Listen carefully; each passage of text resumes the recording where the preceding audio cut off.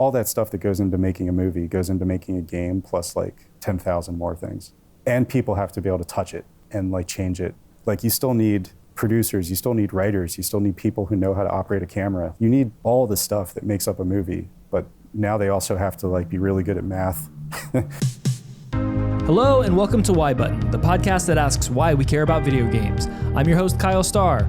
On this show, I interview creators, enthusiasts, journalists, and media personalities about their origins with video games, what keeps them so interested in the medium, and what excites them about the future. On this episode, I had the extreme fortune of chatting with Paul Levering and Paul Owens of Two Player Productions, some of the folks behind Double Fine's incredible Psychonauts 2 documentary, PsychOdyssey. It's an incredibly detailed look at what it takes to create a modern AA or AAA game, not only from the art, design, engineering, and production of it all, but most importantly, the people behind it.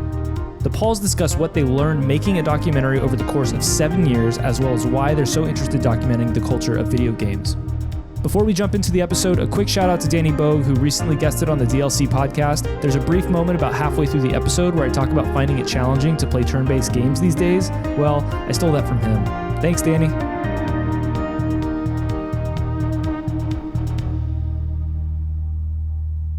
Paul Levering and Paul Owens, Paul's Levering and Owens, I guess I could say. You could say that. Yeah. Thank you for joining me on Why Button. Oh, thanks. Thanks for having us. I could go into, I could tell your story if you really wanted to. I think I've done a little bit of research, but I'd rather you all introduce yourselves to the audience of Why Button. So Paul, should I refer to you as Paul L and Paul O, Paul 1, Paul 2? How do you all differentiate? Levering and Owens? No. No one calls me that. It's all context. You just say Paul and then we just know which one you're talking to. Okay. Paul, tell me a little bit about yourself. It's obviously Levering. Go ahead. Yeah. So me and Owens, we met in high school, and we sort of bonded over like a mutual love of like games and movies. And it actually wasn't until years and years later on down the road we sort of reconnected. And Paul had been doing some work, doing behind the scenes shooting on films, and I was like barely doing anything. I was maybe managing a GameStop or working at Trader Joe's, like something like that. But like I wanted to do something, move my life in a different direction. So I started talking to Paul about applying behind the scenes style film to like video game development, because we both really cared about games, and it was immediately like very appealing to try to like find a way to get into that industry and tell some stories about how games are getting made. Nice. Yeah, Owens? Yeah. Yeah, growing up kind of from a real small town in Jersey over there, and I always felt like the people's appreciation of games and movies was always like a little subdued over there, and just like, come on, isn't this great? Let's read these video game magazines and talk about these movies, right? And no one seemed interested. So Levering was like the one person in high school that was like, actually poured over the video game magazines with as much fervor, and could appreciate the you could talk about Ocarina of Time, and you could go on for an hour. Well, I brought my VMU for my Dreamcast to school because I was like, I'm gonna trade my Sonic chows with people, and I'm like the only person in the entire school that has one. So that was the world I was living in. We'll get into that, I think, in much more detail a bit later, but this sort of feeling comes up quite often on the show, and it's a big reason why I started the show too, is sort of exercising that demon that I have about talking about this even in my close circles. Like, is it okay if I talk about this as something more than just a toy or a fun experience, right? And you all are taking this I think to another level with the documentaries that you have been putting out, most notably and most recently the Double Fine PsychOdyssey documentary, which I just finished the other day, and then as soon as I finished, immediately went back and started watching the Double Fine Adventure, which was the doc you did right before that, which I think is actually the preferred way to watch these together. It's actually an interesting thing to see the people before in the prequel. It's like a prequel. Yeah. But I guess I should say, first and foremost, congratulations on the documentary. It's a fantastic watch, and I can see myself watching this over and over and over again. Thanks. Wow. Thanks. You should work on it, because then you do have to watch it over and over again. Yeah, sure. I can still watch it. I feel like I can still put it on and have some fun with it. Other stuff we've done, it's like, I don't never want to see that. Like the Minecraft doc, I haven't watched in 10 years maybe, but this, I'm like, I put it on every once in a while and watch an episode, and I still enjoy it. It's so good, and such a cool view into the world of game development, especially, of course, at Double Fine specifically. But it's very eye-opening to somebody who's not immersed in the actual creation of video games, but has an appreciation for it. I went on, I think, a pretty decently sized identity crisis about like, who am I and what do I want to be professionally and career-wise, and then looking at the games industry, like where could I fit in that world, and looking specifically at like, well, you could be an artist, or you could be an engineer, or you could be a producer, and that was basically it. And I'm like, do I fit any of those categories? But then seeing, I think, what you all have produced and seeing the scope of what each of these individuals do is very eye-opening.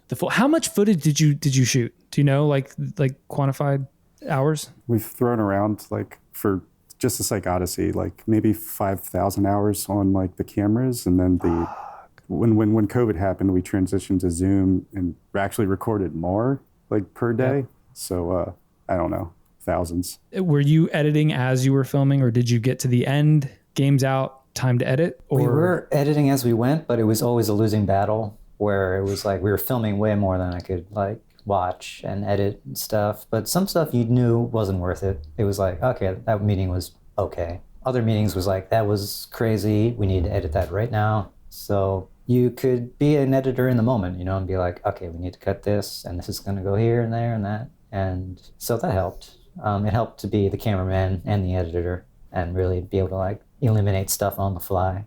There were a lot of meetings where we'd all come out of them and just look at each other and be like, what just happened?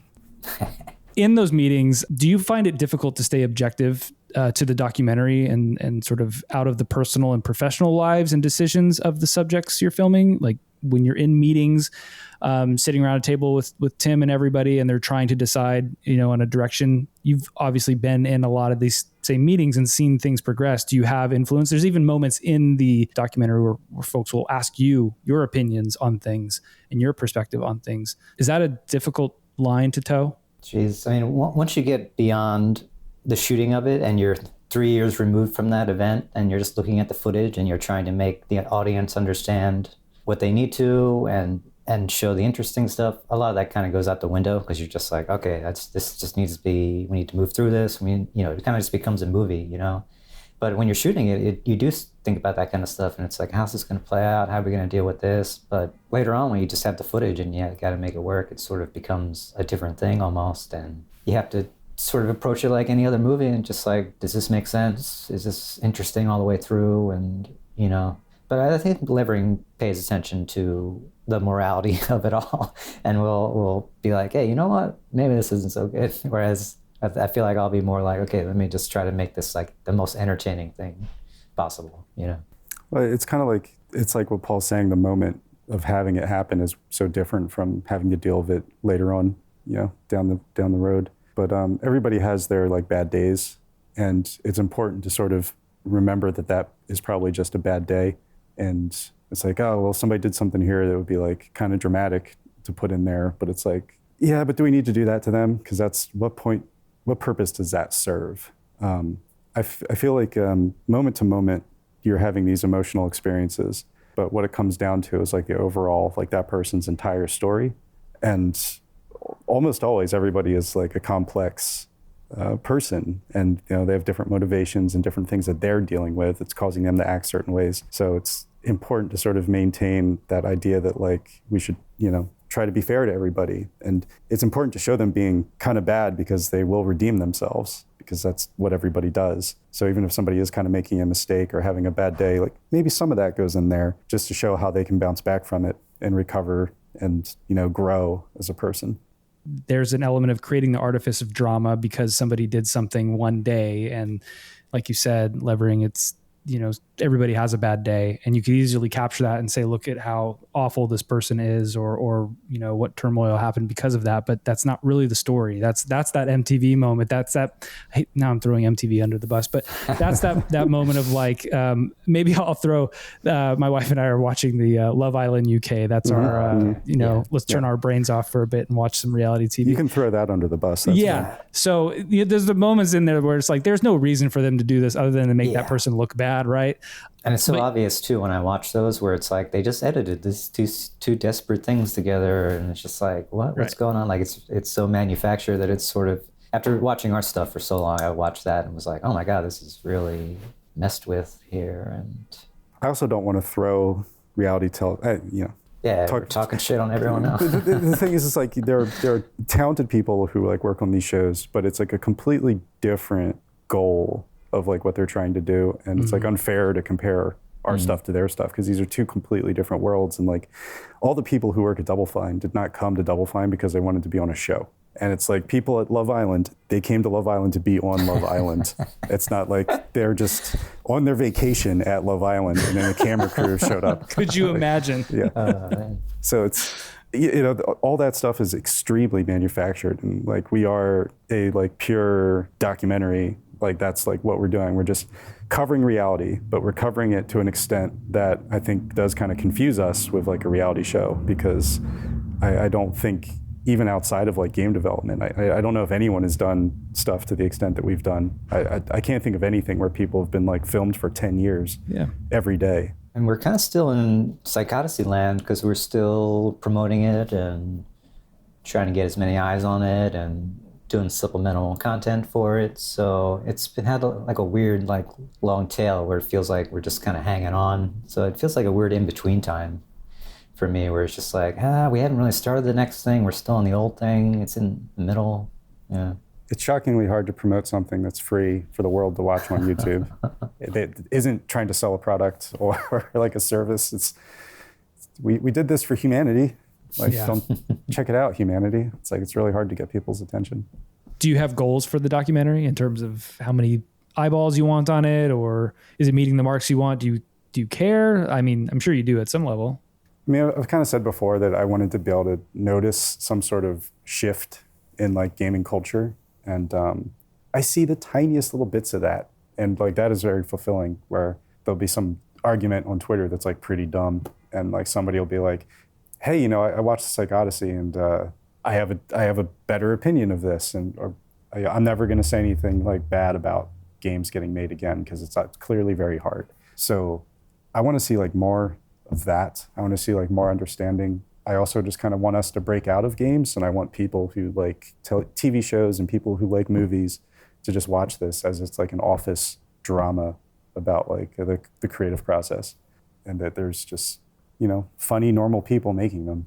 Yeah, I think the weird thing with when you're making anything is I feel like the line keeps getting moved for you, where in the early days it was like, okay, we're gonna make this movie, and it's gonna be like our movie, and it's gonna be like a real movie. And that was like incentive enough, just like, we're making a movie just like everyone else, guys. And then it comes out and you're like, wouldn't it be great though if like more people saw it, or like it got into more film festivals or won awards, like, and no matter where we get, it always seems like there's another better thing we could be doing. And with PsychOdyssey, it was like, God, we just need to make this. It's gonna be so crazy just to have made this. And then it's like, okay, is it gonna get out? It's like, okay, it got released. And now it's like, now we need a ton of people to watch it. And then we need another ton of people to like tell us how good it is. And it's like this ever moving thing where you're just never happy with what's going to happen with it. And you just have to like move on at a certain point. But I'll stop caring after a million views. We'll stop caring after a little bit. But it is a weird thing where just like the line keeps getting further away, and it's just like you're never really satisfied with it. Yeah, it's just such a cool experience to watch that. I set aside all gaming activities just to focus on watching that documentary. And the people I tell it to are not people who play to watch it are not people who play games. I've been sort of telling it to different managers that I work with and to different leaders I work with to say like, this is sort of a masterclass in corporate culture, or, tech life, or again, leadership and management. Just looking through the eyes of Tim and the other producers on the project. Yeah. You can glean a lot from it and not have to care about games. There's just so much in there. It's so rich with all that sort of stuff. So I think just in terms of the leadership angle, I don't think I really thought about what it actually takes to be a leader that can inspire people. And I think I thought about it. Tim's the boss. He tells people what to do or whatever. But there really is some weird X factor with the leadership that, I don't know, it made me really think about it, what it takes. And it was cool to see Tim step up and be that person. So pretty fun. would you consider doing a condensed version of it? When we talk about getting 1 million viewers, again, if that's a goal or not, I also think about you're asking for a commitment of about, was it 22 hours of people? Is it 22 hours? Yeah. 32 episodes, 22. You're asking for that commitment in people. Not to say they don't do it with other, television shows and with what they're watching, but we're not used to a 21 season series these days anymore. Everything's condensed down to 8 episodes. Would you ever do a condensed version of it, like a shorter cut? That's rough. So we attempted this with the Broken Age, with the Double Fine Adventure, and it didn't really work. And there's actually like a review I really like. I'm pretty sure it was a Twin Geeks review for PsychOdyssey. That's like, it really calls to point that like part of what makes the doc good is how long it is. And I think that when we try to shrink something down, it's just all the narrative beats that are in that series are there for a reason. And when we're cutting them out, then we're telling a different story. So it's not the same doc anymore. And like, I don't even know if that's a story that we could tell, because the thing that we faced with the Broken Age doc is it just has to be about Tim. It's like when you cut something down that much, it really needs to kind of be about a single person. But when there's all these things happening, I don't know if there's like a compelling experience in there. Yeah, it's stuff lost the moments, and you remember how the moment felt in the larger context of like the Double Fine Adventure. Like when I squeezed it all down, there was a moment in that where like Anna Kipnis is like working so hard she gets sick. And in the series, it's like a big deal, and you're like, oh no, Anna. But when you cut it down to 90 minutes, it's like, who was that? Oh, that was the girl, right? Yeah, oh, I hope she's okay. Like it's just not the same thing. And maybe there's an exercise to give it to someone else and be like, you do this, because it is really hard for us. Maybe just because we see through the screen and we see everything else that happened and everything that got cut, and maybe we're not the ones to do it. Maybe it's just too weird, painful to do it. But it would be interesting to watch it. But yeah, I don't know. I think it's got to be long, just based on the strengths of the doc. But who knows? Sort of curious how you all both got into filmmaking. It sounded like Owens, you and I'm just going to can I just refer to you by your last names? Does that work? Yeah. Owens, it sounded like you were doing some filmmaking work, and then Levering, you sort of caught back up with Paul and decided you wanted to get people to become part of this, right? Rode Paul's coattails. As any good friend does. Yeah, exactly. Take advantage of it. How did you get involved with film, Owens? Jeez. I mean, I always dug it, but I didn't really think that I could do it really until, I had like a broadcasting class in high school where we got to really mess around with the cameras and the editing and I don't know, I just wanted to devote time to it, which was a new concept to me in terms of school. Like usually I'm just like, okay, I can get by doing this or doing that. But this was like, I was thinking about it after school and like really putting time into it. And I was like, I think I love this stuff. And yeah, I felt like I was good at it. And then I just went to school for it. And that's where I met Asif, who's the other co-founder of Two Player. And like Paul said, we kind of got involved with shooting behind the scenes on movies and stuff like that. And we liked that, but it was never like, it was, I don't know, it wasn't great. It wasn't great. Long hours, really long hours. It's just, it's rough on a film set. And so we had that experience though. And I met up with Paul and was kind of like, maybe we can apply this to games. And then I was like, I know this guy Asif, he would be great, So yeah, it kind of happened real fast. Like it was like in literally like an afternoon, we brainstormed everything. We had the name, we had the mission, the concept, and then Asif was like, yeah, let's do it. Because, we didn't have very much going on at all at this point, really. It was just like kind of post-college, and we were looking for anything, really. So. Sure.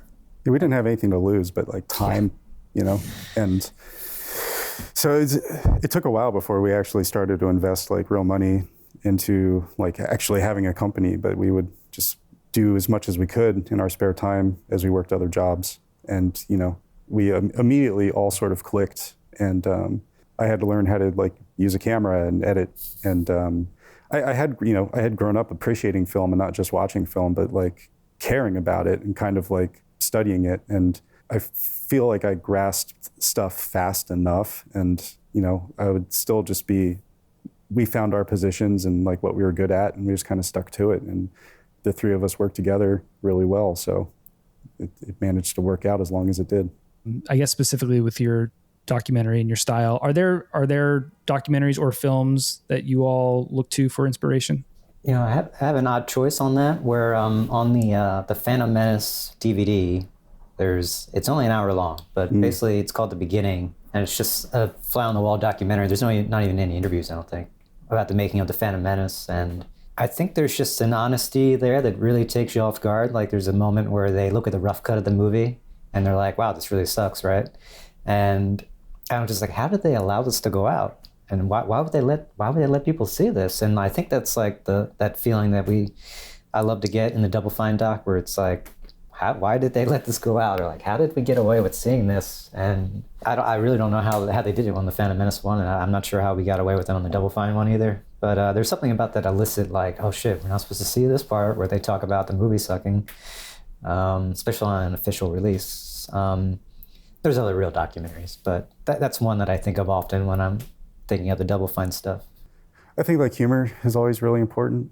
I think about like Spinal Tap, and it's like not a real documentary, but just how constantly engaging it is. And people here at Double Fine are funny, and I always like to see our stuff be entertaining, because it's entertaining to be around these people. So keeping that sort of that goofy quality in there, or like I'd say like Grey Gardens and like Gimme Shelter, like the grungy old style of like observational documentary, where it's just a person with a camera in this like weird space that's capturing these things happening, and you're not a character in the documentary. Like we try not to be. So I like that sense of kind of capturing that place and time, and not really injecting yourself into it as much as you can.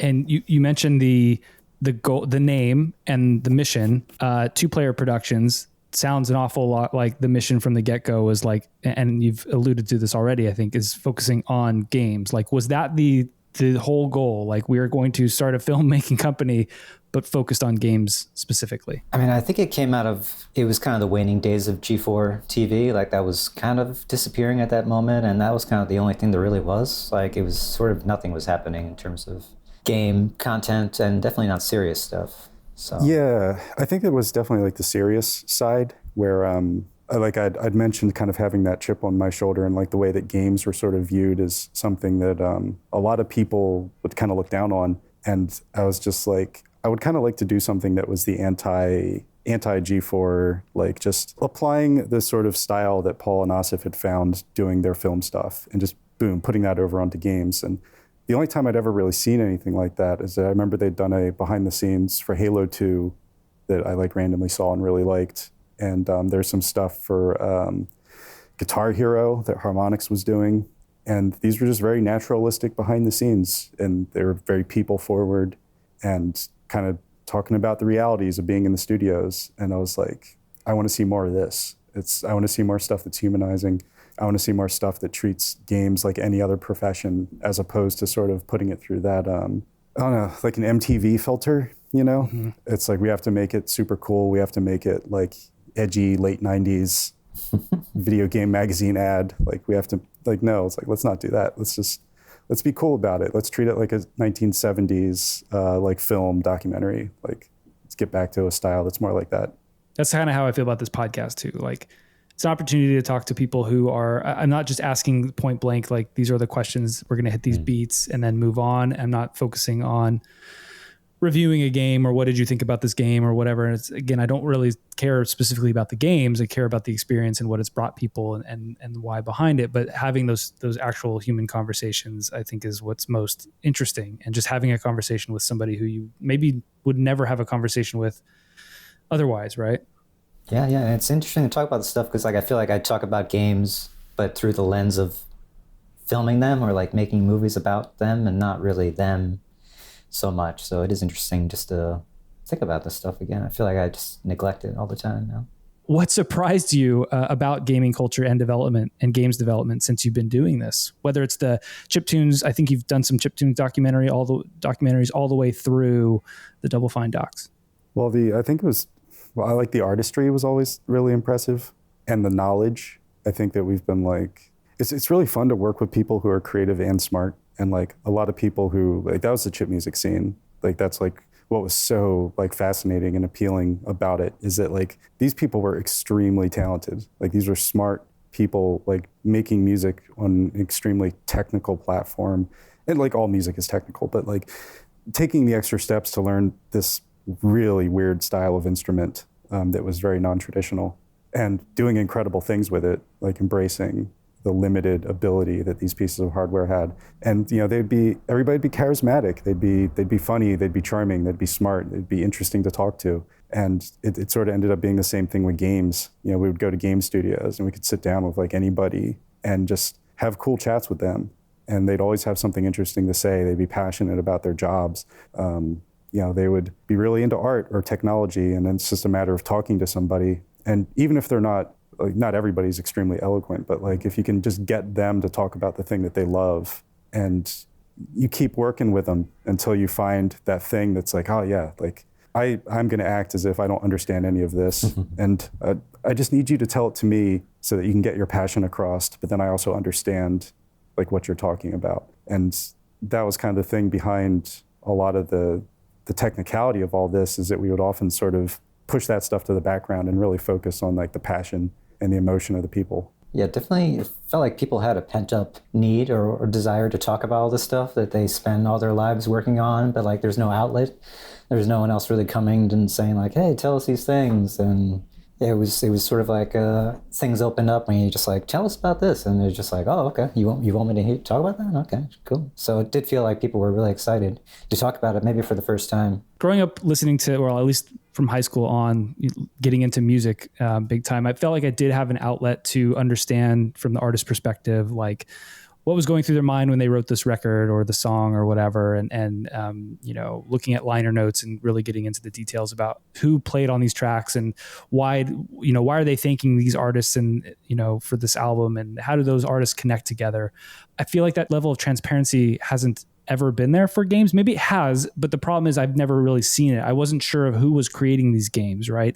I would see Nintendo on something, or I would see Double Fine on something. Yeah, you kind of want that minutia, right? It just allows you to make sense of it all. Yeah, it's like with a band, you can look at the band and the band's got like 4 people, or maybe it's 1 person, or maybe like a few more, but there's enough people there, and it's generally like enough interviews are done where you can be like, yeah, this is why we made the choices that we made at the moment.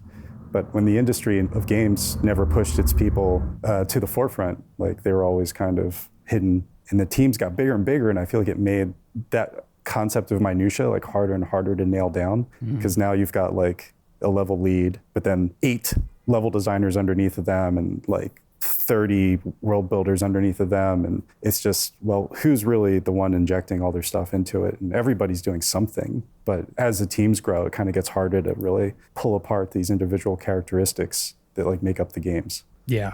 How is it actually being in that studio? Let's talk specifically about the Double Fine documentary. Like, you were there for 6-7 years, and you see how all these people are doing all of these things and connecting things together. You're seeing the individual, their identities come through in this game. Was that eye-opening to you? You want to answer that, Paul? You got one? Well, I mean, if you think about like the Double Fine adventure, it's like we've been here for like 10 years, and we're so involved with the studio. We immediately got to know everybody, and like the strangeness of being here shooting all the time went away pretty quickly, and it definitely turned into just like it's a job that we're doing that we care about. That's like we show up, we shoot meetings all day, we see people like change and grow. Some leave, new people show up, or they move into different positions, and like these people are kind of like your coworkers. You know, we get to know everybody, and we get really invested in where they're going, and we start to follow their stories. Like if you look at Emily, we see her join Double Fine as like an intern in the Broken Age doc, and then she ends up as like a level lead at the end of the Psychonauts 2 documentary, and we have her entire story. We follow her along, and we get to see what she does, and it's like that with a lot of people here. So it's like we get to know them, personally as coworkers, but they're also the subject of our thing. So we're trying to do right by them all the time, and just making sure that we tell their story as best we can. Emily specifically was the reason why I found it very cool to go back and watch Double Fine Adventure right afterward when you see her hired on as an intern. I was like, there's the origin. This is great. Yeah. I was like, ooh, this is going to be good. It gets even weirder because she had been watching the show, and that's kind of like what made her want to come to Double Fine. Because hard not to want to work at Double Fine after this, honestly. To that point, being steeped in Double Fine and watching a game come to, actually be built in front of you, do you have a different appreciation for games now, specifically outside of the people, but the actual like process, the art, the engineering behind it? Have you learned something that has shocked you or that you find more interesting now than ever before? They're impossible. Now I don't ever want to make one after watching them do it. It's like, I think I'm okay now. It's just they seem really hard and frustrating. I'm not sure why, having seen it, why people really want to do it that badly. So, yeah, it's like I talked about how I sort of grew up like being really interested in behind the scenes stuff on movies, and I've watched a lot of that stuff even before there were like DVDs. Like VHS didn't have it. You'd see it on television once in a while. There'd be like shows that would be behind the scenes on movies, and I always liked seeing how stuff was made. And I think that people still don't really understand is that like all that stuff that goes into making a movie goes into making a game plus like 10,000 more things. And people have to be able to touch it and like change it. Like you still need producers, you still need writers, you still need people who know how to operate a camera. Like you still need lighter, like you need all the stuff that makes up a movie. But now they also have to like be really good at math and they have to like think about everything from all angles, and they have to think about somebody taking that camera and doing whatever they want with it. It's like almost infinitely complex.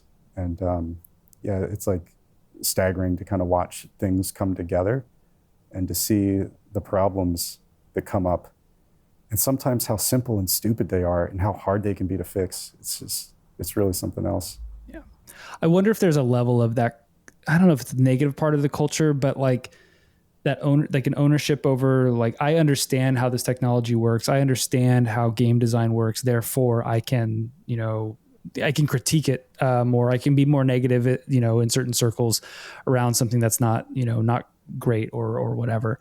Is that to your point? I feel like with film, you can imagine yourself holding a camera, and we all do now. We all have a camera. We can point it at something and shoot it. We all can now see how not great at filmmaking we are when we do that. With a book, you can picture yourself writing. Yes, I can write a sentence. I can write a paragraph. I can kind of build a story, right?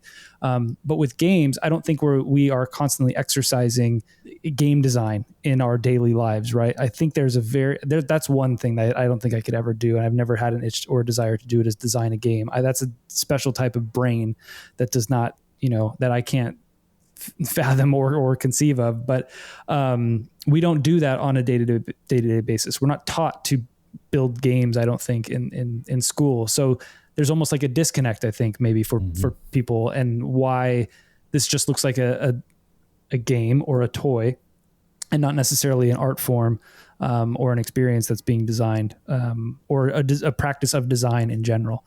Also, the point of technology. There are a lot of people that to this day don't really understand how computers work or how the phone in their pocket works. That may not even know how to open up programs or struggle with email. And I'm not saying that's a fault of theirs, but I think there are plenty of people who don't grasp it as quickly as others. And therefore the concept of building things with those tools in that medium is foreign. And therefore it's not something they, think of as involved as it actually is, and maybe more involved than film and other things.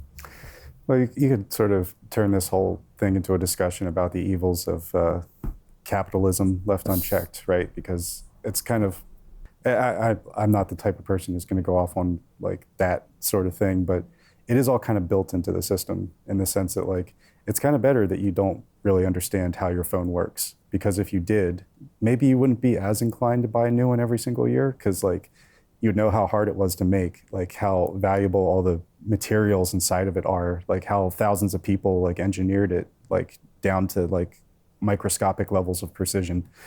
And you need to appreciate it, but you're also taught that it's disposable.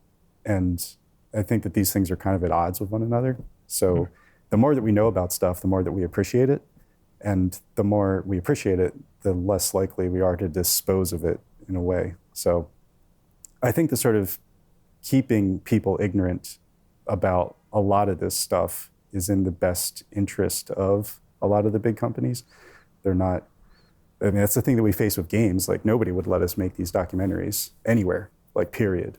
Like, we started trying and we kind of got like, kind of got stopped, and, but we found like a safe haven with Double Fine, and Tim was like, yeah, let's just do it. Like, it's his personal mission. So we're here to do exactly that, is like try to teach consumers about the stuff that goes into the things that they interact with, and that, hey, maybe there's a bit more to this game that you got like on a Steam sale for $5. Like, there's some blood, sweat, and tears in here. There are parts like there's a part of me that doesn't like seeing as much as I do that's exposed in the Double Fine documentary, because I still want some of that imagination. I don't necessarily want to know how the sausage is made, because I just want to experience the magic of it. Too late. It is. I know. Now I know too much. I'm never going to play a game again. There's other games you can play. Yeah. Yeah. But there's something to be said of like, when I experience something, I have a resistance of doing new things sometimes. And I am a person who likes to know a little about a lot. So I will experience a lot of different things, but I also always have this, there's something holding me back from trying to experiencing it, because I don't necessarily want to know. I don't want to break that magic. I don't want to break it down. Maybe one example is I mod Game Boys on the side, and it was like the very first Game Boy I opened, it wasn't functioning, and I wanted to see if I could fix it. So I opened it up, and as soon as I did and saw the pieces inside, it was almost like something in me not died, but went away. It was like this weird, like I broke that seal, I broke the magic, and now it's just these parts. I still appreciate Game Boys and Game Boy games, and maybe on a whole different level now, but something about my enthusiasm, or that, like I said, that magic just sort of disappeared as soon as I got a peek inside. Like, I was touching something I shouldn't be touching, or looking at something I shouldn't be looking at. And I feel like that's with games, because there's so many moving parts and there's so much technology involved, that when you actually see how it's done, it can actually, you start looking at games a little differently when you play them. I'm almost kind of the exact opposite of that, in the sense that, like, because it goes back to like learning about movies and stuff, and just being like, I know that's a special effect. I know how they did that special effect. And I can kind of hold that in my brain and flip it off and back on again. Like, and just be like, I'm purely appreciating this as an effect it was having on me. Like, just the other night I was watching the 4K restoration of the original Star Trek movie. And it's visual effects shots in that are just like blowing my mind. It looks amazing. It's so beautiful. And I'm like, these are all like airbrush paintings that they're like multi-masking, and there's like hundreds and thousands of them. It's like, but like at the same time, I'm like holding in my mind the emotional experience of like seeing it as a film. And I do the same thing with games. Like, I'll have that intended experience with the game, but also be like, oh, I see what they did there. Like, that's cool. And it can just kind of like turn on and off at any time. So I like having that knowledge. Like, I feel like it hasn't ruined anything for me yet. Speaking of the extent of the documentary, it's quite a lot of footage, like day in and day out recording. I don't know if it's, you guys are doing this 5 days a week, but I imagine regardless, the amount of footage you are recording, the content you're editing, the amount of time spent doing this, I relate to that and thinking I don't have a whole lot of time myself these days to enjoy games, and hence the podcast of like, I still consume games through other mediums, media, the documentary. I still am totally absorbed in that world, although I may not be playing them. I'm curious what your relationship is with games right now after covering it, seemingly all day, every day, and editing the content over these course of years. Like, are you playing games at all on the side? Are you sick of it? Yeah, exactly. Are you tired of it? What is your relationship with games right now? No. I think Levering, I let him play all the games because I know he will, and he'll give us a full report and everything. But I do feel like over the last couple of years, like when the documentary started really heating up, that I really haven't had time to like really like sink my teeth into any like games. Like, I'll try to start one and then lose time and can't go back to it, and then have to start over. Just, I'm kind of in your boat. But what do you got, Bo? I mean, I feel like I play games less now, and for like a while, like less than I have in my entire life. Like, and that's not necessarily maybe it's like hard to explain why that is, but like now I mostly find myself, I buy tons of games. Like I buy so many games. I just buy them all the time. Like I'm always looking at Steam sales and I'm just like, I want to get this, I'm gonna get this, I'm gonna get this. Just an obsession. I'm gonna play this for 5 minutes. I'm gonna play this for 10 minutes. And like in the back of my mind, I'm like, I'll have time to play all these one day. I'm gonna retire and I'll just like play games all the time. But I like experiencing stuff, even if it's just for a little bit. I like supporting creators that I, care about, and just kind of getting a flavor, seeing the art, like seeing how it feels, and like jumping around. So, like I got like a Steam Deck as soon as that came out, and now like most of my gaming is like 15 or 20 minutes before I go to bed, like every day. Oof. But like I'm really excited about it when it happens. Yeah, I just got Breath of the Wild, not Breath of the Wild, jeez.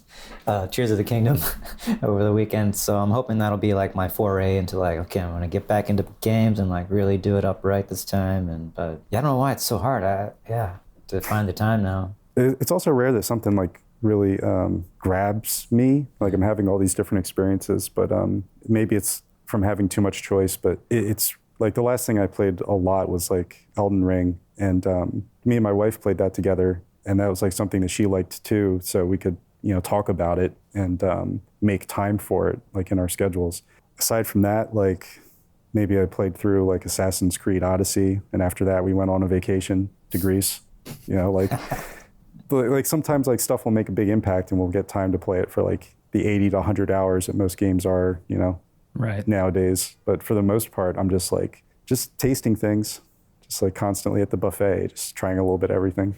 Yeah, I empathize with that 100%. I think part of it too is it's with games specifically, there's a realization of how much free time we had as kids, maybe. Yeah. I heard maybe it was on some podcast I was listening to the other day, they were talking about turn-based games, which I loved growing up. I loved playing Final Fantasy when I grew up. Playing a turn-based game now is very challenging. I realize how long it actually takes to get through a battle or something like that. And I just don't, as much as I love, that style of games, I just don't have the time for it. I'll do like one battle and be like, oh my God, like that was a half hour and that was it. That's all I've got. That's between family and work and everything else, chores around the house. Even on those free days where like, oh, I'm going to retire and be able to play games. Like I realize on the days that I have off, I fill up my day with just doing chores around the house. It's just that, responsibility is so stark and apparent when I think through the lens of games and finding time to actually engage and play with games. Yeah. That's why I often will replay old games or like games where I know exactly what to do. And I think it's partly like just a comfort thing. Just like I need to play a game, but like I don't want to think too hard about like getting into a new one. And it's just like, I'll just replay this old one and it'll be great. What were, for both of you, what were your first experiences with games, or the ones that you remember? What are your first memories with video games? I can remember, my dad had a 2600, I know that. And I remember playing some arcade games here and there, but nothing that really like grabbed me from those early games, like they always seemed way too hard or like a little janky, or it just weren't quite there at least for a little kid anyway, to really grasp. And, but I do remember going over, it was like Christmas 88, going over my aunt's, and she had just gotten her kids, my cousins, Super Mario and an NES, and that was the first time I ever saw one in person. And I just remember my older brother like not being able to stop playing. Like my mom was like, "We're leaving now," and like he was like, "Yeah, be right there." And he like we got in the car and he was like, "Is he coming or what?" And we just left him there because he just couldn't stop playing. And I was like, "Oh my God!" Like I was like in love with this thing. I couldn't believe what it was. I was just like, oh my God, this thing's fucking crazy. And then I just remember, I do have a memory of finding a box of games of my cousins, different cousins, and just seeing that the gold Zelda card. This was probably 88, 87 or something. Mm-hmm. And just seeing that, I was like, this is special. Something special about this one. And I was right. But those are the early ones. Yeah, I think it's Mario 1 and Zelda were the two that were like still formative. Yeah. Yeah, it's a shockingly similar story maybe not that shockingly, but like my parents had games. Like we had like the 2600. We might have had like a ColecoVision or something like around the house, but I actually didn't like them all that much, and I wanted to, and like I knew that I wanted to be playing the thing on the TV, but like trying to play like the Spider-Man game, or they're just like so many of those games just did not work for me. They were frustrating. They were like kind of boring. They didn't feel good. And we didn't have like a lot of arcades around my like hometown, but like my parents would tell me about how they had me as a baby down at the boardwalk in New Jersey. And there was an arcade there. And like my dad was playing Sinistar and I was in like one of those baby backpacks. And I was like craning like my head like around to try to see like what was going on. Cause I could hear the like the run coward, like the machine cool. Screaming. Good vibe. I am Sinistar. Run, coward. I knew that arcades had like better experiences. And I feel like when the Nintendo, like I got that for Christmas, the set with the light gun and the track and field pad, the triple set. Oh yeah. And just what like, yeah, it just felt like everything opened up. Like this was the experience I'd been wanting to have, like now made real. All the barriers were broken down. Mm-hmm. Yeah. I definitely wanted to like those Atari games. I was like, damn, these are cool. But like I remember playing The Empire Strikes Back on 2600 and just so frustrating because it didn't seem to have an end. It seemed way too hard. Like stuff like that where it's just like, this is just really frustrating in the end. Like I want to love this, but I can't. The boxes were so beautiful. All the art was like incredible. It's like the best box art. And you're like, oh man, I am pure imagination at this age. Like, but even it still can't do it for me, you know? Yeah. I feel bad because Tim is always like, naming all these old arcade games that he loves and that got him into it and stuff. And it's just like, no, I didn't like that really. So I feel bad stepping on his childhood. And I'm sure people look at the NES as some archaic thing now as well. But for me, it's good. Yeah. Good shit. What, as we're talking about not having time for new stuff, when you do game, what are the games you're going back to? I'll always go back to the first Zelda. I feel like I do that every couple of years just because it is the, like the genesis for just loving games. Just something about that world is still really great to me. And that's one. And then maybe like Metal Gear Solid was another big one that we'll put on like Ocarina of Time. I don't know, I could go on and on. But, kind of like, I feel like after the N64, I have less sort of like warm nostalgic feelings. Like it was more like I went away to like college, like when the same year the GameCube came out, and it was sort of like the end of the innocence there. And it just sort of, it took on a different meaning, I feel like. And that was kind of the start of not having enough time, it seemed. Like I only had like a couple GameCube games. And it wasn't my obsession anymore. It was just another thing I did. But yeah, those first like NES, SNES, N64, PlayStation 1, that's kind of like the stuff I love to return to and feel like a kid again. Yeah. Levering, what about you? I was going to say that like I got into emulation like as soon as I could, and I was always like going back to old games, even stuff that I didn't have. Like I had a lot of original hardware, but like emulation opened the doors on so much stuff I'd never gotten to try before, or at least made it readily available at most times. Like I could run emulation on like my PSP and still have like Nintendo games on the go or stuff like that. But like say like during COVID, like one of the hobbies I got into was like ROM hacks and really exploring those, but not in the traditional sense where it's like kind of a goofy nonsense, but like I really got into ROM hacks that were specifically improving certain aspects of old games to just make them a little more user-friendly. And when Paul mentions like Zelda, like I found like a Zelda improvement ROM hack that just like made the game so much more fun for me to play now, because like I could move through it faster, and it's not like I have to burn a tree and step off the screen and come back and burn like another tree and do that like 1,000 times. Because like I still didn't remember where everything was, but they had changed it just enough so it's like, oh, now there's a slight crack in the wall. Now that tree is slightly different. And some people would say that eliminates like the point of the exploration of Zelda. But I think when you're a kid and you have all that spare time, it's fine. But for me, I don't have all that spare time. And a lot of that stuff that is kind of like exploration in air quotes also can kind of come off as just like tedious. So I think it's interesting to kind of like tweak some of these older games and just make them a little more fair, a little more playable. I really got into that. So I was like Zelda 1, Zelda 2, some excellent ones for like Mega Man, Castlevania. I can still pick up and play Castlevania like at any time. And I think that's like one of the great masterpieces of game design. And that's, not a radical opinion, since all anyone ever seems to do is make YouTube videos about Castlevania now. Just video essays for Paul to watch. Yeah, doing basically. the dishes. 7 hours of talking about Castlevania, sign me up.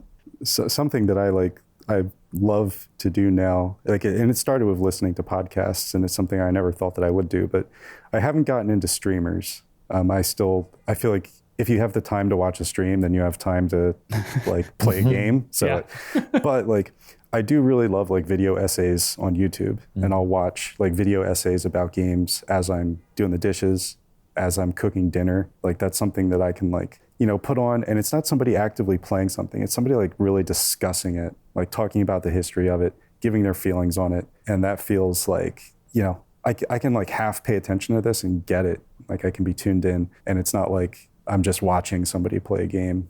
Like, I'd rather just do that myself. It's almost like a self-analysis to be like, why do I like these things now looking back? It's like, I don't really have time to play them, but I can at least figure out what it is about them that really hits me, you know? And for you, it surrounds a big chunk of your life. You're dedicating your professional life to it, not through creating games or playing games, but documenting the process. You know, it's part of you at this point.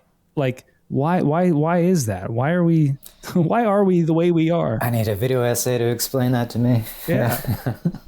Well, like an essay is criticism, and it's like an intelligent opinion. It's like you're actually trying to say why you like the thing. And maybe not all video essays actually even get to it. And it usually does kind of come down to like, it makes me feel this, it makes me feel that. If it feels fun to play, but like, what does that even mean? What does it mean that it feels fun to play something? Like, there's elements of challenge, but also just what is sparking your creativity? What is like sort of lighting up a part of your brain that makes you think and feel? And I think that's what it was for me with a lot of these things, is it just sort of lit up my imagination. And even as games like grew in complexity, you could almost say that they're stripping away imagination, because with the ability to kind of render everything up on the screen, you're left, you don't get to inject yourself into it quite as much. But I think that people still find a way, you know, people still find a way to have really deep, meaningful experiences with games. And just like that act of criticism, we should expect games to be able to hold up to that. We should be able to talk about them in that way and ask that of them, because if we can't do that with games, then games can never really be like the art form that we want them to be. Art has to be able to hold up to some sort of exploration and criticism. Do you think the criticism, and this also comes up on the podcast quite a lot because I bring it up a lot, but like the being able to interact with these things, you mentioned, you know, I'm having fun with this, but well, what does that even mean? Why is this fun? How is that actually happening? And the criticism of like the interaction, do you think that is maybe what's more interesting or special about the type of criticism of video games? I think that like there's also like just so people are clear that like, I don't think the criticism is like bad. Criticism is just kind of like talking about your perspective and your experience with something and like what that thing means to you. And it can be extremely positive or it can be negative. Everybody brings a different thing like to the table. And I just think it's like, it's different for everybody with games, but oftentimes people don't think enough about it themselves, perhaps, and maybe just listen too much to another critic and just accept their views. This happens with everything else too. It's not just specific to games. You know, a movie gets one bad review and then a million people line up to say that like, yeah, it looks stupid. It's like, well, did you watch it though? Maybe you shouldn't just take this one person's word. I think that's appropriate. And yeah, the term criticism, I don't ever, at this point, I don't ever take it as like a negative, like with a negative connotation. I think it means just a thoughtful, you know, thoughtful take on whatever it is you're looking at. The question of why we care about games, I think fascinates me because again, we have limited time. We touched on that momentarily, yet we still continue to think about these things. We play old games, whether it's a modded version or the way we remembered as a child. You watch video essays. We listen to podcasts about the content. You make documentaries about it. What is it about games that, you know, fascinates you? And maybe it's, maybe it's the same for both of you. Maybe it's different. But what do you, over your years of experiencing this medium and the growth of it, watching it as a medium and as an art form grow and develop, or what is it about it that intrigues you? I think that there's like a low-level answer that applies to everybody. That's kind of like the sad thing that we probably don't really want to embrace, is that it is like stimulating our lizard brains, like gambling would, right? Like that is like the lowest level effect, that it's causing our brains to light up in a way that's almost like a drug or just an extremely fulfilling thing that happens. And that's like the very, very, very deep baseline interaction is that it's very easy to get that like dopamine hit from like playing a game. And I always kind of think about that in the background, like whenever I'm having an experience with a game, is just like, how much is this just like baseline lighting up my brain, and how is that coloring the way that I think and feel about everything else in it? But the more like inspiring and powerful thing is to think about like, how do I feel about this environment? How does this stimulate my imagination? What kind of stories do I create inside my head?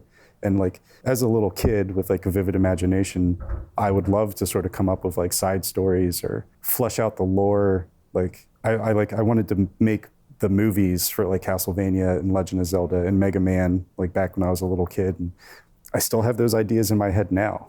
And I say there's still time, man. Come on. There's still time, but big like opportunity in Hollywood now. I think that I could have done it, maybe a better Mario movie, but we don't need to get into that.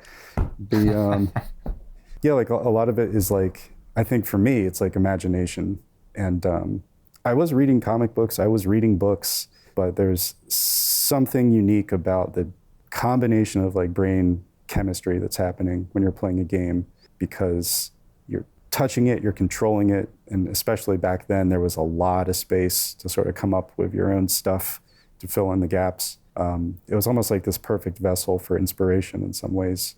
And nowadays all the lore is already there. So if you're doing something creative with it, the likelihood is that you're actually changing the lore or adding on to the lore that already exists, which is different, but it can still be fulfilling for people. Yeah, I think kind of the thing that comes to my mind, like it kind of has the same feel of when I'm reading like a really good book and I can't put it down, like that feeling that you're like just want to be in that world all the time, or you just need to be there. Like some games, like I can remember playing Mario 64 the first time and being like, oh, this is good, yeah, I'm into this. And then, but like the next morning at school, I was like thinking about it, like, oh man, I really want to go back and just like run around in those grassy fields or just be in that game world. And yeah, I think for me that's important. It's just that space that you can be in.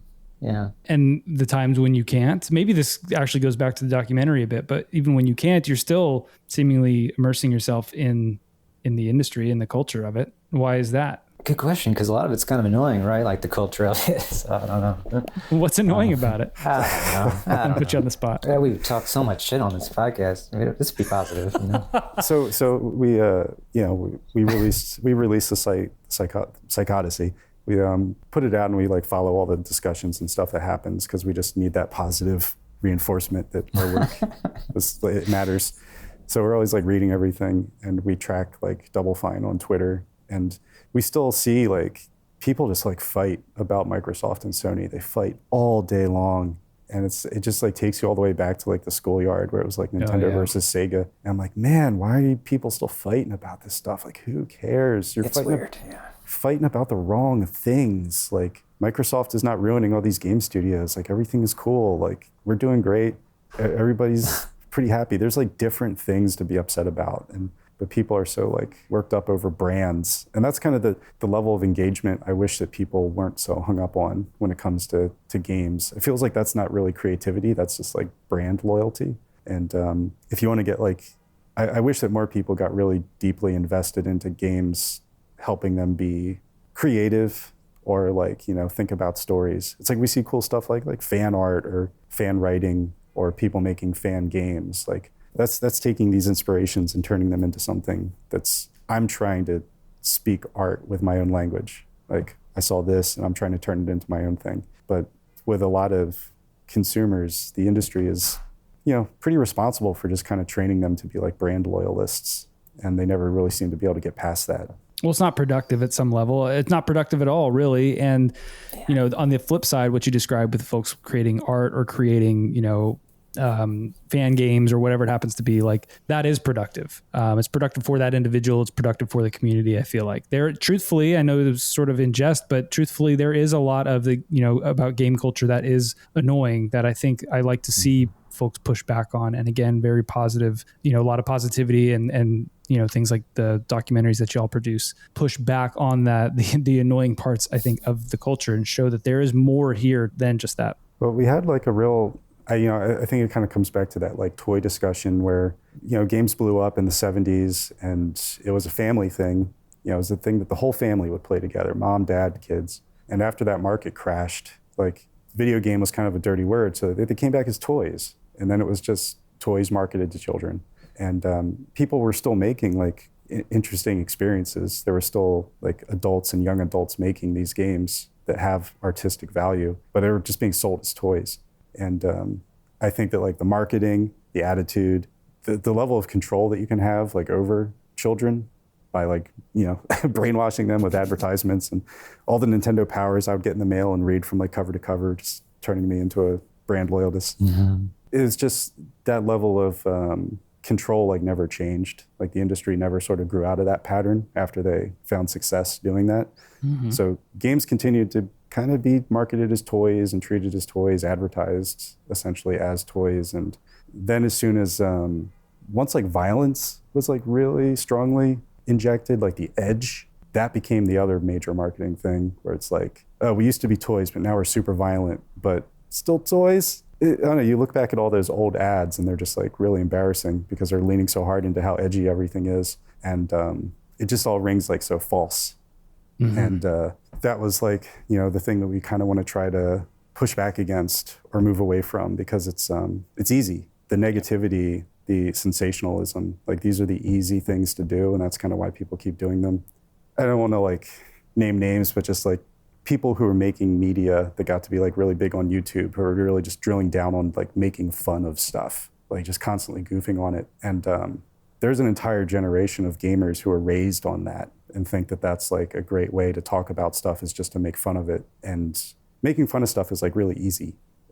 I think that it's, you know, it's hard to be funny, but to make fun of something is pretty easy. And it's taken stuff like Games Done Quick is like super positive.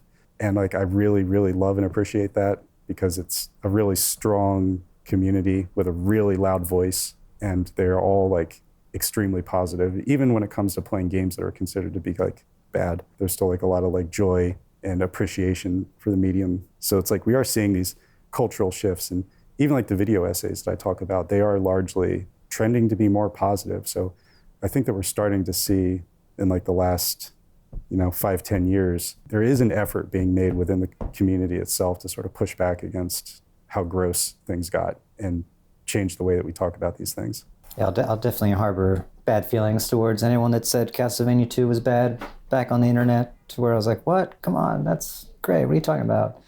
And now there's a ton of people out there just are like, yeah, doesn't that game suck? I never played it, but it's terrible, right? Like that's sort of the attitude where it's like, yeah, I heard that was really bad, right? It's just like, no, it was great in 1987. Come on, you weren't there.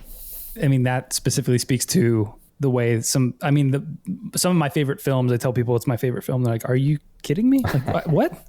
Maybe they've never seen it or they've just seen terrible reviews, but for whatever reason, it's like my favorite film, right? What's your favorite film? I mean, what came to mind, I don't know if it's my favorite film right now. I should reevaluate that list. But like things, High Fidelity, I think is up there as is a pretty decent film. I'm not going to include that, but like Vanilla Sky was one that I watched over and over and over and over. I was obsessed with it. I still enjoy it for what it is. And a lot of people think I'm crazy because it's good. Some great scenes. Yeah, great scenes, great soundtrack. The original Teenage Mutant Ninja Turtles movie is maybe my favorite movie of all time. It's not movies, fuck games. Yeah, keep going. Yeah. That's great. Yeah, actually, I had a question on here. What are your favorite films? But anyway, yeah. So I mean, the same is true for games, right? Like I think games certainly can catch you at a moment, like any piece of media can catch you at a moment, and it means something to you that's going to mean something very different to somebody else. And maybe it is a trash game or a trash movie or a trash book, but it caught you at a moment that you needed it, and that's, you know, you're getting something else out of it. Which is, again, how do you evaluate art? How do you actually critique art? Because there is so much. How do you be objective about critiquing art? I think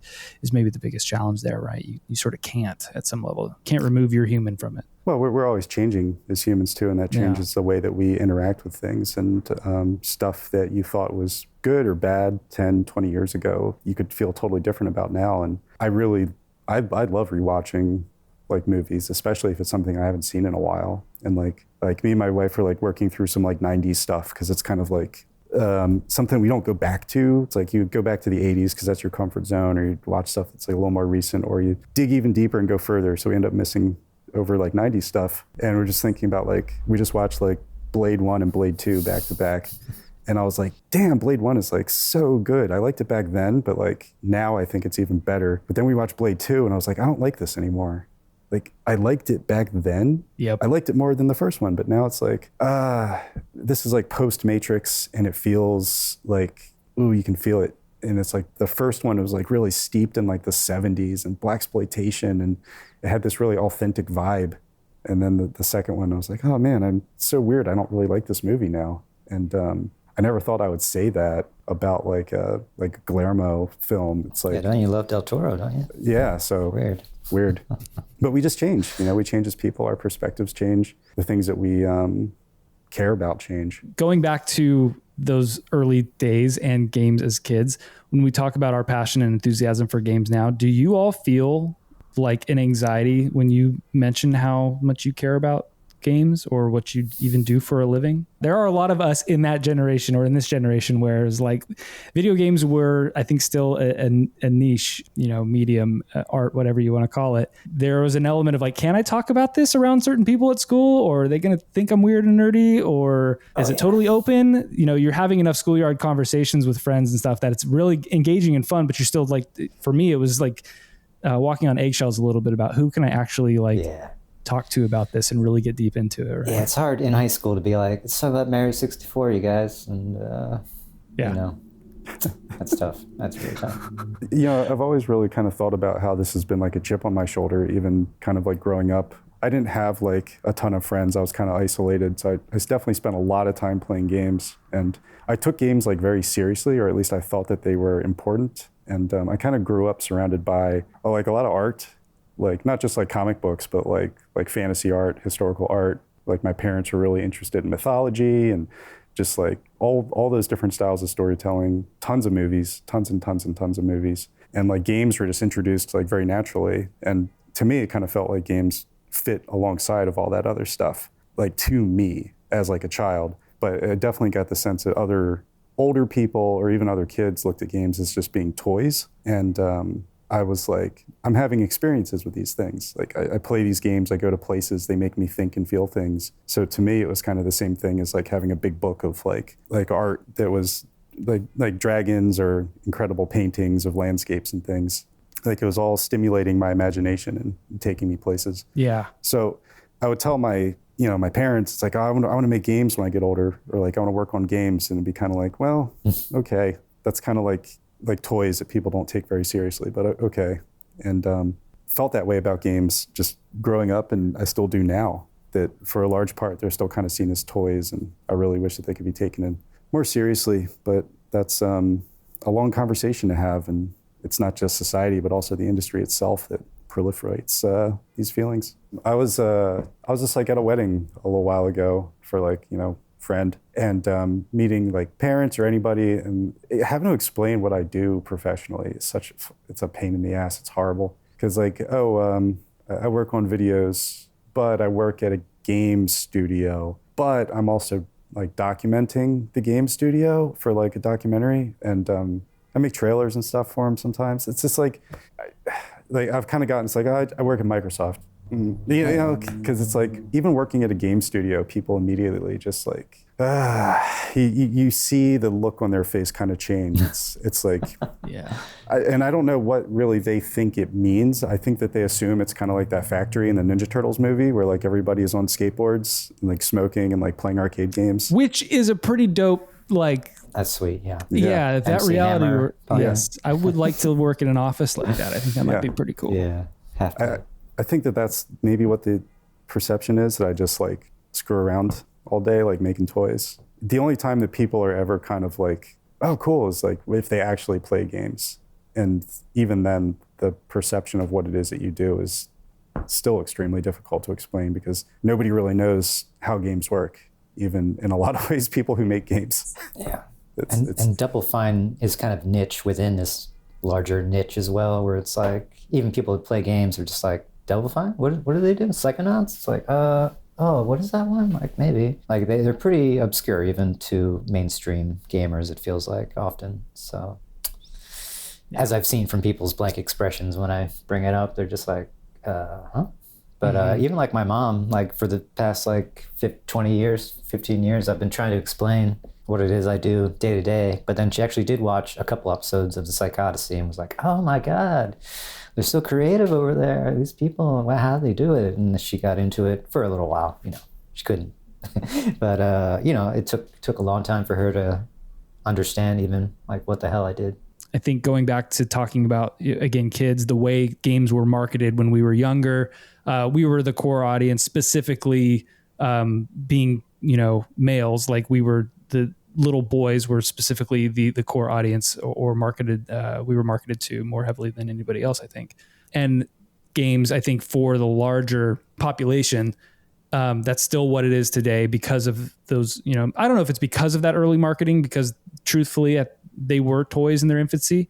I don't want to say that they were much greater than that. We have seen them change. I think we saw inklings of these being more than just Pong or Pac-Man or even Mario. Like you start seeing narratives start coming along and the imagination in Zelda and whatnot.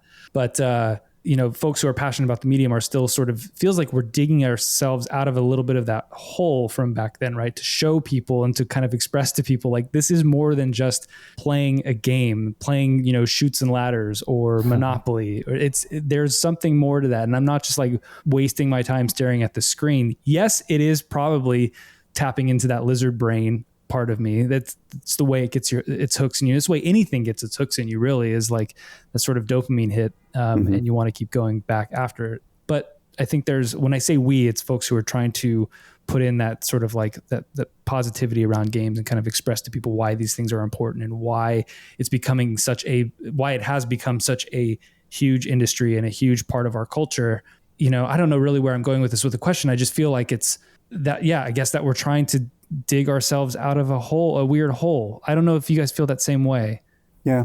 I mean, it's just a lot of cultural damage that's been done that isn't, there's not enough happening to right it, Right. It tends to be that everything flows towards the sensationalism of games, the power fantasy, the escapism. Like even when we see games like represented in media in like a big movie, like Free Guy or something, it's like they're running around shooting up the city, blowing everything up. It's like Grand Theft Auto. The Mario movie is presented as like a barely there skeletal narrative, and it serves just for like some action sequences that are just moments from the games again. There's really no great complexity. I would even kind of say that like something like The Last of Us being like a hit TV show is good, but it's still more that sort of like extreme drama that's, to me, like personally, it feels kind of like old or also just like edgy. That look at how violent we can be. Look how sad we can be. Only in video games can you be this like sad and violent. And it's like, well, I mean, like, Cormac McCarthy might have some things to say about that, but like just, it feels like it's always heading in like one direction, and it's never really, the way the industry, what it really needs is to be more like multifaceted, to just have more space for things to exist. Like Minecraft was probably good, overall, in terms of like creating this creativity sandbox, but it kind of felt like with time, hasn't Minecraft gotten like more and more like oddly specific, as opposed to just being like the big digital box of building blocks. It's look at all these games that we can play inside of Minecraft now with this latest update. And I don't know. Yeah, I suppose I'm like losing the thread, but I just kind of wish that games are everything. They can be everything, but the way that they're treated by the industry itself and like the media and the way that most people interact with them is very specific. Yeah, that secrecy doesn't help as well, because when you're talking about like Oscar for Best Movie, people can be like, oh yeah, because the acting was so good in that one, or the shots look so great. But like when it's like the Game Awards and it's like, oh, here's the best game. It's like, okay, I guess, yeah. I don't know why, but I guess it was, yeah. Is there anything that excites you about the future of games going forward? Again, a question that I think is very particular for folks of our generation who have seen the medium, from its infancy and where it's going. You go first, Paul. Yeah. I mean, I like VR a lot. That was like just when I first put on like a VR helmet that actually worked, it just clicked inside my brain. I was like, I've been waiting my whole life for this. Cool. I just hope that it doesn't like die due to it being like overhyped, because there's so much potential there. It's really cool. I feel like people keep trying to steer it in the wrong direction and doing damage to the movement in its own way. But also kind of like the ability to look back. Like I was like so excited to get the Steam Deck and to have like machines that are so powerful they can just emulate more stuff, so that more stuff continues to be available all the time. And like whenever I miss out on something, I was like, 15 years from now I'll be able to emulate that. It's cool. Don't need to worry about it. Because the idea of like preservation and stuff is extremely important. Film, like a lot of films got lost to time just because they rotted or got burnt up in warehouse fires. And games can disappear too. So just the idea of keeping stuff around, keeping it accessible. I really hope that as technology and things like emulation continue to improve, we just manage to keep this stuff around so that people can maintain perspective on how things used to be, have that stuff there as a resource to learn from. And that when you finally retire and have an opportunity to play games, you have a back catalog that you can go to. I'm waiting for that retirement. Yeah, that's right. I mean, counting the days. I mean, I think simplicity would be a great thing to get back to, because stuff is just so complicated these days. And I think back to this stuff that somehow my dad got into, like Tetris on the Game Boy. Like he loved Wii Sports. Like he somehow got really, really into that. Like these really, really simple experiences that are really great too. But like I just find like even setting up a game consoles like takes like my full concentration, where it's just like, okay, what do I have to do here? And I gotta, the TV's doing this, and it's just like, for me, someone who's like around technology all the time, it's even a little bit of a challenge. But like for my mom would never be able to figure that shit out. She'd be like, I don't know, it's a black screen, I don't know. It's just gotten so complex, and now I sound really old. Jesus Christ. Okay. I spent an hour today trying to get our Office PS5 to work with the projector that we just put in. Okay. So it's like all that stuff is, it's staggering to me that it's still so hard to make these things talk to each other. It's a huge barrier. I mean, that just comes back to like the competition and the competitive nature of it all, where it's like everyone's got a different device, a different console, different stuff, and people are arguing about it. Well, if you're looking for simplicity, Paul, you're gonna love Tears of the Kingdom. I'm gonna tell you that. It's so funny you bring that up. I came across some article yesterday that was like the best controller to buy to play Tears of the Kingdom. And I'm like, Christ. Wait, what? You have? So I've got my Switch. Are you saying I can't do it on that? And as I read through it, I'm like, oh yeah, I get what they're saying. Like the way the button layout is set up on the Switch doesn't really work well for the controls, the inputs that you need for the game. And then buy a controller that has back paddles on it too. I'm like, okay, was the 13 buttons that are on this thing not enough? Now we need like 15, 17, whatever it is. Yeah. Which I think in some regard, that could make a cool experience if you can really grok the controls and really get into it. If you invest the time. Another level, the games that we grew up with, I'm not saying it's the best way, but we grew up with a game with a D-pad and 2 buttons, right? And had these awesome experiences on it. And I still do when I'm playing a Game Boy or an old NES game. Like, I don't know, there's a brilliance and simplicity there. And even new games that only allow for maybe a single input or 2 inputs, and they're creating something that's magical. I've talked about Journey on the show before. I don't know if you've played Journey at all, but basically movement and a button to make like a chirp or a call to people, and then one to maybe jump. So it's like basically 2 buttons and direction, or if I remember it correctly. But the experience was just so mind-blowing. Not that say that that's a game you're going to keep going back to and investing hours and hours and hours into, but like it just goes to show what simplicity can do, right? I guess I say just bless the people who have the time to play 80-hour games. I don't know how this industry sustains itself. They're not listening to this. Yeah. They're playing their game. Well, no, they listen to podcasts as they play games. Oh, yeah. Right. Okay. And watch shows at the same time. Yeah. Where can people find, I mean, we've talked all about the documentary and stuff, but where can people find you if they want to hear more from you or see your work, connect with you? Dave Fun's YouTube channel is where it's pretty much all at these days. Just type Double Fine into that search bar, and hopefully it will be the first thing that pops up. We can't guarantee it, but we're trying to train the algorithm to get us to rise up. PsychOdyssey is a good place to start. If you've never seen anything we've done, just type in PsychOdyssey, watch the first one, go for it. Figure out how to spell it. Right. It's one word. Yeah. I started at Double Fine documentary. Yeah. Oh, there it is. Okay, cool. Yeah, there you go. All right. Well, I really, really, really appreciate the time. Again, be extremely proud of what you guys have put out into the world. Thank you so much for it. And thank you so much for your time today. Yeah, thanks for watching. Yeah, and thanks for talking to us. There you have it, the Pauls Levering and Owens of Two Player Productions. Unbelievable work those guys and the rest of the crew at Two Player and Double Fine have put out into the world. Truly incredible stuff. Growing up alongside the medium of video games, I feel incredibly lucky to have teams like Two Player documenting and sharing what it takes to make games and putting a spotlight on the talented people who bring them to life. If you enjoyed this episode, please share it with a friend. The easiest thing to do might be to share the website ybutton.online. It includes links to the most popular podcast platforms. I'd also appreciate a rating or review on Apple Podcasts, Spotify, or wherever else supports that kind of thing. It would go a long way to helping the show and keeping me motivated as well, honestly. If you want to get in touch, ask questions, or recommend guests, feel free to reach out to ybuttonpodcast@gmail.com or on Mastodon at ybutton@mastodon.social. You can also find me on Mastodon at kylestar@mastodon.social. This episode was produced by the wonderful and talented AJ Filari. Our theme song was written by Childstar, who's me, featuring my friend Scott Wilkie. It's called On the Same Page, and you can find it on all streaming platforms. Thanks again for listening to Y Button, and remember, when you press Y, ask why.